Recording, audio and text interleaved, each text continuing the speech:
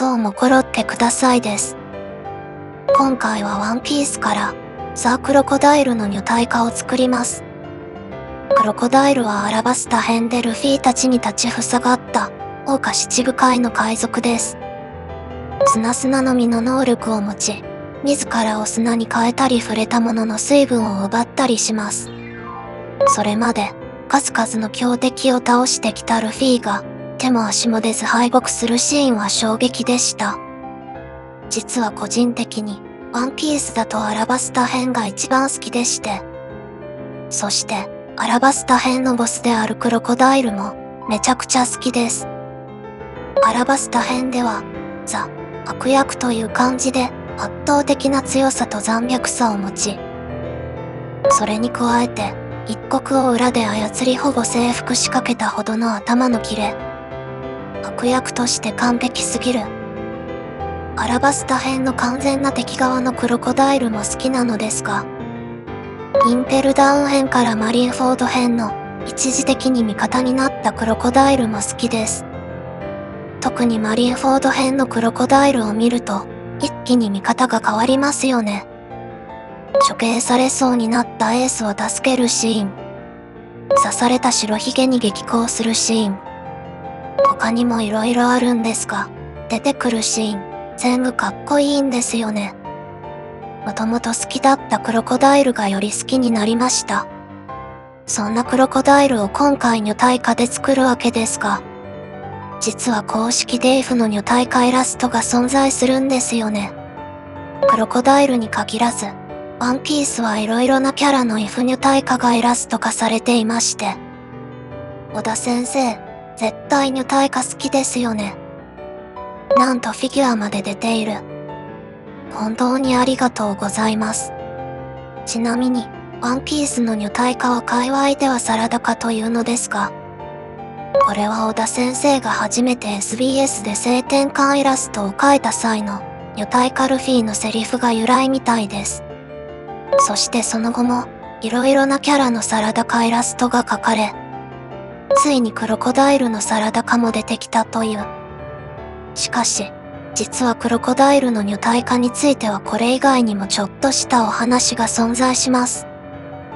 ワンピースは作中に伏線が多く、様々な考察がありますが、その中に、クロコダイルの性別はもともと女だったのではないか、という話があります。内容を話すと長くなるので、気になる人は自分で調べてみてください。個人的にこの説は割とあり得る話かなとは思っていて、いつか本編で女バージョンのクロコダイルが出るのを心待ちにする日々です。ローの女体化も本編に登場したので、小田先生ならやってくれると信じています。ちなみにローの女体化は、前々から何人もリクエストしてくださっていたのですが、公式からフィギュアが出ているので作らなくてもいいかな、という感じです。ただ、ワンピースの女体化自体は今後も全然作る可能性あります。今のところ候補としては、ニホーク、キッド、とフラミンゴ。このあたりの女体化は作ってみたいです。もし、このキャラの女体化が見たい、とかあればぜひコメントで教えてください。今回めちゃくちゃ長めに語ってしまいました。さて、体の分割をしているところですね。分割に関しては、前々から動画で見たいというコメントが多かったので、今回、ついに分割工程を動画にしています。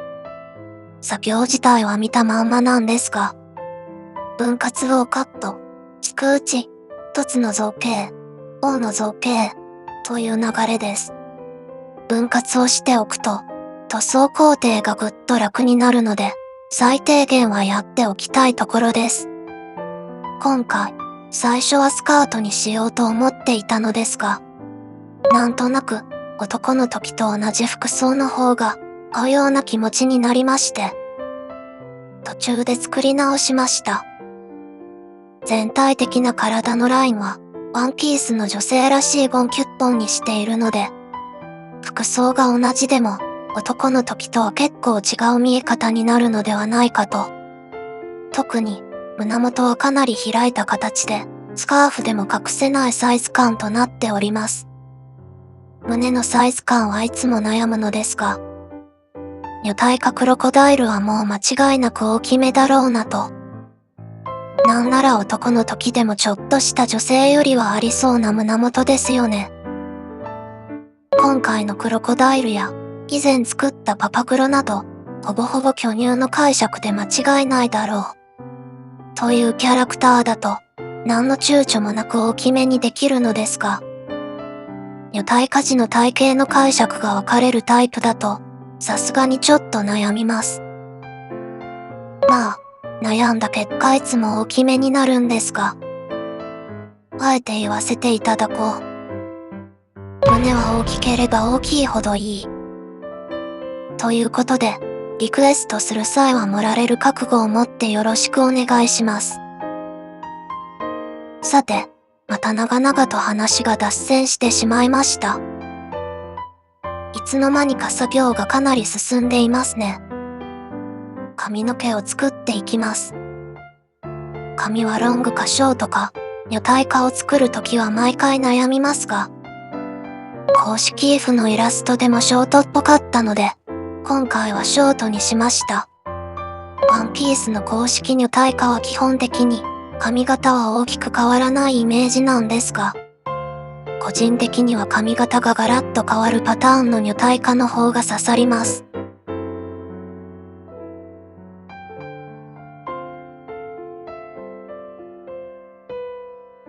髪ができたら、コートの外側に砂の造形を追加していきます。体や衣服が砂に変わるのって、かなりフィギュア映えする表現ですよね。エフェクトがあると一気に世界観が見えてくるのがいい。台座を作ります。砂の椅子のようなイメージです。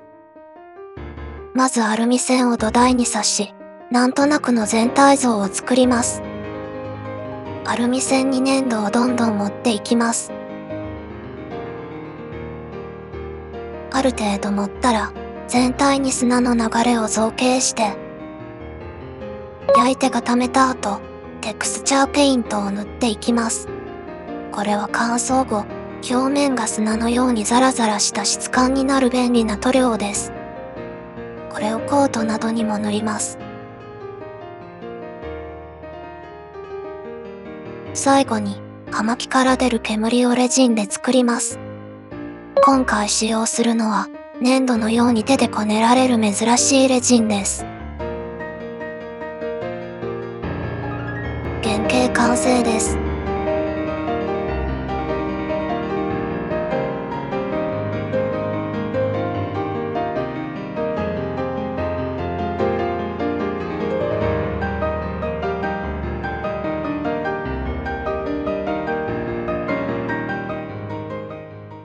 塗装していきます。全体に白サフを吹き、まずは肌から塗ります。肌はピンクした地、メイン色の順で塗ります。肌が塗れたらマスキングをして、服を塗っていきます。全体に黒スプレーを吹きます。服は一部が砂に変わっているようなイメージなので、砂部分に色をのせていきます。続いてスカーフ、コートの毛皮を塗り、左手のフックは黒下地、金色の順で塗っています。最後はペンを使って地道に塗り分けます。髪の毛は全体を黒で塗った後、軽く紫色をのせます。最後に台座の塗装です。なるべくリアルな砂の感じが出るように塗っていきます。やっと完成です。